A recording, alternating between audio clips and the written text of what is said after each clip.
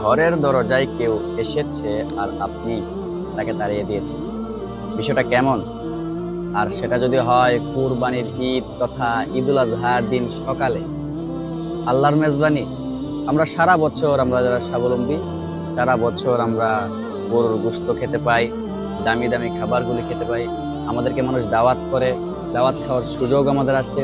কিন্তু যারা সারা বছর এক টুকরা গোশত কেনার সামর্থ্য যাদের থাকে না, যারা সে সুযোগটা পায় না, যারা সোসাইটি মেনটেন করতে পারে না বলে বিভিন্ন বড় বড় প্রোগ্রামে যাদেরকে দাওয়াত করা হয় না, যারা কখনোই গরুর নলি চোখে দেখে না, এমন মানুষগুলোর জন্য আল্লাহর মেজবানি হচ্ছে ঈদুল আজহা। সে মানুষগুলো যখন আপনার দরজায় আসে, আমার দরজায় আসে, তখন আমরা যখন তাদেরকে ধাক্কা দিয়ে বের করে দিই, তখন কেন জানি মনে হয় কোরআনের বিপরীত কিছু আমরা করছি। আল্লাহ বলছেন, ওয়া আম্মাস সাইলা ফালা তানহার।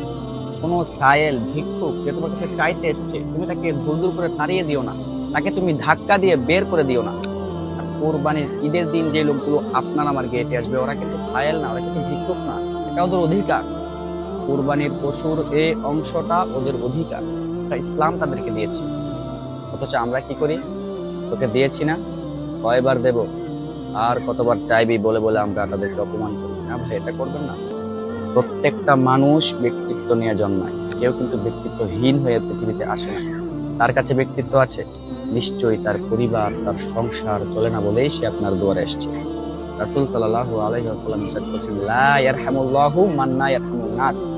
ওই ব্যক্তিকে আল্লাহ দয়া করে না যে মানুষকে দয়া করে। আসুন না, আমরা ঘরের দরজা থেকে মানুষগুলোকে ধাক্কা দিয়ে বের করে না দেই। আমরা বিয়ে বাড়িতে, মেজবানে, বিভিন্ন দামি দামি অনুষ্ঠানে যাদেরকে আমরা অবহেলা করি, যাদেরকে আমাদের পাশে বসতে দেই না, যাদের জন্য আমরা প্রেস্টিজ ইস্যু হয়ে যায় মনে করি, যাদেরকে আমরা পরিচয় দিতে চাই না, সেই মানুষগুলোকে অন্তত কোরবানির দিন আমরা একটু শ্রদ্ধা দেখাই, শ্রদ্ধা করি, একটু সম্মান করি। আমাদের পশুগুলোকে 3 ভাগ করে অবশ্যই একটি ভাগ, একদম ফ্রেশ অংশটি আমরা তাদেরকে দিয়ে দিই। না, আমাদের অনেক কাছে বলে দিয়েছি তো হুজুর, দিচ্ছি। কি দিয়েছেন আপনি? চর্বির অংশ দিয়েছেন, ভাঙ্গা অংশ দিয়েছেন। না না, সেগুলি না। নিজের জন্য আপনি যেগুলো যত্ন করে রাখেন, নিজের সন্তানের জন্য, নিজের পরিবারের জন্য, সেগুলো আপনি দেবেন। কারণ ইসলাম বলছেন, লা ইউমিনু আহাদুকুম হাত্তা ইউহিব্বা লিআখিহি মা ইউহিব্বু লিনাফসিহি। ততক্ষণ পর্যন্ত একজন মানুষ পরিপূর্ণ ঈমানদার হতে পারে না যতক্ষণ পর্যন্ত সে নিজের জন্য যেটা পছন্দ করে, অন্যের জন্য সেটা পছন্দ করে না। মনে রাখবেন, কিয়ামতের মাঠে আল্লাহ জিজ্ঞেস করবে, কুরবানির দিন তোর ঘরের দরজা আমি গিয়েছিলাম, তুই আমাকে এক টুকরা গোশত দেশ নাই। কুরবানির দিন আমি গিয়েছিলাম তোর দরজায়, তুই আমাকে চর্বি, হাড্ডি, উচ্ছিষ্ট দিয়ে বিদায় করেছিস। তখন আমরা জিজ্ঞেস করবো, আল্লাহ আপনি কিভাবে গিয়েছিলেন, আপনি কিভাবে যান? তখন আল্লাহ বলবেন, আমার যে বান্দা তোর দরজায় গিয়েছিল তাকে দিলে আমি আল্লাহ পেয়ে যেতাম, আমি আল্লাহ পেয়ে যেতাম।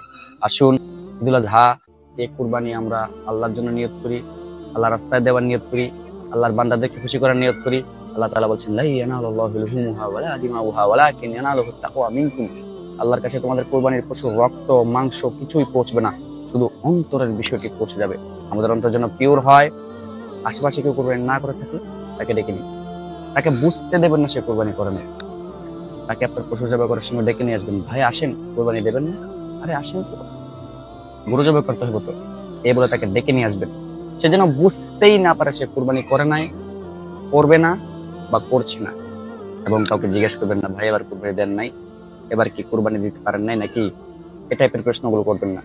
মনে রাখবেন, একটা এলাকায়, একটা গ্রামে, একটা বাড়িতে একজন মানুষও যদি কোরবানি দেয়, তার সাথে সবাই কোরবানি দিচ্ছে মনে করতে পারা এবং সেই পরিবেশ তৈরি করার নাম হচ্ছে কোরবানি আল্লাহর রাস্তায়। আসসালামু আলাইকুম ওয়া রাহমাতুল্লাহি ওয়া বারাকাতুহু।